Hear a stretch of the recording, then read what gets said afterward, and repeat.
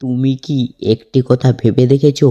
মধ্যবিত্ত পরিবারে জন্ম নেওয়া মানে জীবনের শুরুটা একটা সংগ্রাম দিয়ে হয়, যেখানে তোমার স্বপ্ন অনেক বড় কিন্তু পকেটটা খুবই ছোট, যেখানে বাবা নিজের ইচ্ছাগুলোকে চাপা দিয়ে সন্তানের ভবিষ্যৎ গড়তে চায়, আর মা নিজের শখের কথা বলে সংসারটা সামলে রাখে।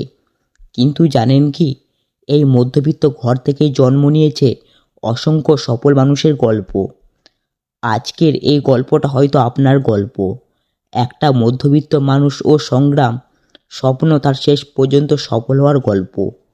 আজকের আমাদের গল্পের নাম হলো মধ্যবিত্তর সংগ্রাম ও সাফল্য।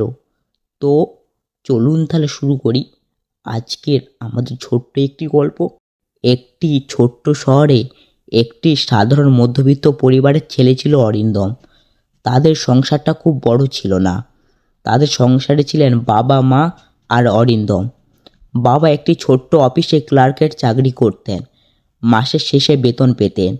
তা দিয়ে কোনো মতে সংসার চলতো, কিন্তু কখনোই বাড়িতে কিছু করবার সুযোগ থাকতো না। মাসের শুরুতে সংসারটা একটু অস্বস্তিতে চলতো, কিন্তু মাসের শেষের দিকে প্রায় হিসাব মিলতো না। তখন মাকে খুব সাবধানে খরচ করতে হতো। অনেক সময় নিজেদের ইচ্ছাগুলোকে চাপা দিয়ে রাখতে হতো। অরিন্দম ছোটবেলা থেকে এইসব দেখে বড় হয়েছে।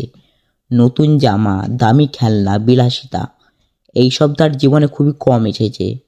কিন্তু তার মা বাবা তাকে সবসময় একটি কথা বলতেন, আমরা হয়তো মধ্যবিত্ত, কিন্তু আমরা স্বপ্ন কখনো ছোট নয়। এই কথাটা অরিন্দমের মনে গেঁথে গিয়েছিল। স্কুলে পড়ার সময় অরিন্দম খুবই মন দিয়ে পড়াশোনা করত, কারণ সে জানতো তাদের জীবনে পরিবর্তনের একমাত্র পথ হলো শিক্ষা।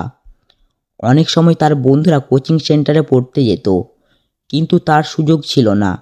তখন সে লাইব্রেরিতে ঘন্টার পর ঘন্টা বসে বই পড়ত। বাড়িতে পড়ার সময় অনেক সমস্যা হতো, কখনো বিদ্যুৎ চলে যেত, কখনো আবার পরিবেশ ভালো থাকতো না। তবু সে হাল ছাড়েনি। মাঝে মাঝে মোমবাতি আলোতেও সে পড়াশোনা চালিয়ে গেছে। একদিন তার বাবা তাকে ডেকে বললেন, বাবা, আমি হয়তো তোকে অনেক সুবিধা দিতে পারিনি, কিন্তু তুই যদি কঠোর পরিশ্রম করিস তাহলে একদিন অবশ্যই বড় কিছু করতে পারবি। বাবার সেই কথাটা অরিন্দমের জীবনে শান্তি হয়ে দাঁড়ালো। সময় এগিয়ে গেল।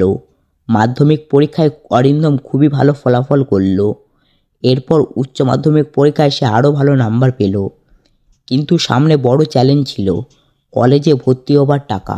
তখন অরিন্দম বুঝতে পারল মধ্যবিত্ত পরিবারের স্বপ্নগুলো অর্জন করা এত সহজ নয়, অনেক সংগ্রাম করতে হয়। সে ছোট্ট ছোট্ট টিউশন করা শুরু করলো। দিনে কলেজ আর সন্ধ্যায় ছোট্ট ছোট্ট ছাত্রদের পড়াতো। এতে খুব বেশি টাকা পাওয়া যেত না, কিন্তু ধীরে ধীরে তার পড়াশোনা খরচ মেটানো যাচ্ছিল। এই সময়টাই ছিল তার জীবনের সবচেয়ে বড় কঠিন সময়। অনেক বন্ধুরা ঘুরতে যেত, আনন্দ করত, তখন অরিন্দম পড়াশোনা নিজের কাজে ব্যস্ত থাকতো।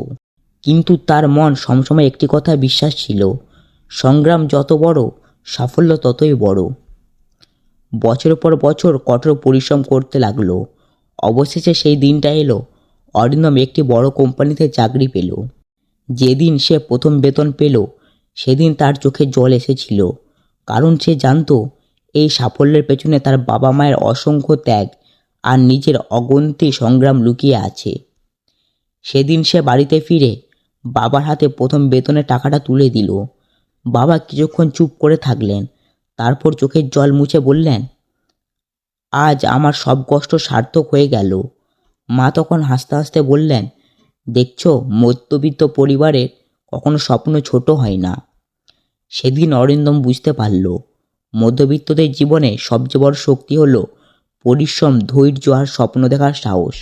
মধ্যবিত্ত মানুষদের জীবনে হয়তো অনেক সীমাবদ্ধতা থাকে, অনেক ইচ্ছা পূরণ হয় না, অনেক সময় নিজের আনন্দ ত্যাগ করতে হয়, কিন্তু তাদের একটা বিশেষ গুণ থাকে, তারা কখনোই সহজে হাল ছাড়ে না। মধ্যবিত্ত পরিবারের সন্তানরা খুবই ছোট থেকে নিজের জীবন দেখতে শেখে। তারা বুঝে টাকার মূল্য কতটা, সময়ের মূল্য ও পরিশ্রমের মূল্যও বুঝে। আর ঠিক সেই কারণে যখন তারা সাফল্য পায়, তখন সেই সাফল্যকে শুধু নিজের জন্য নয়, পুরো পরিবারের জন্য সংগ্রাম হয়ে জয়ের মুখে দাঁড়ায়। তাই তুমি যদি মধ্যবিত্ত পরিবারের সন্তান হও, তাহলে কখনোই নিজেকে ছোট মনে করো না। কারণ ইতিহাস বলে পৃথিবীর অনেক বড় সাফল্যের গল্প শুরু হয়েছে একটি সাধারণ মধ্যবিত্ত পরিবার ঘর থেকে। সংগ্রাম তোমাকে থামানোর জন্য নয়, বরং তোমাকে আরও শক্তিশালী করার জন্য আসে। তাই স্বপ্ন দেখো, পরিশ্রম করো, আর কখনোই হাল ছেড়ো না। একদিন তোমার সাফল্যের গল্প অন্য কারো অনুপ্রেরণা হয়ে উঠবে।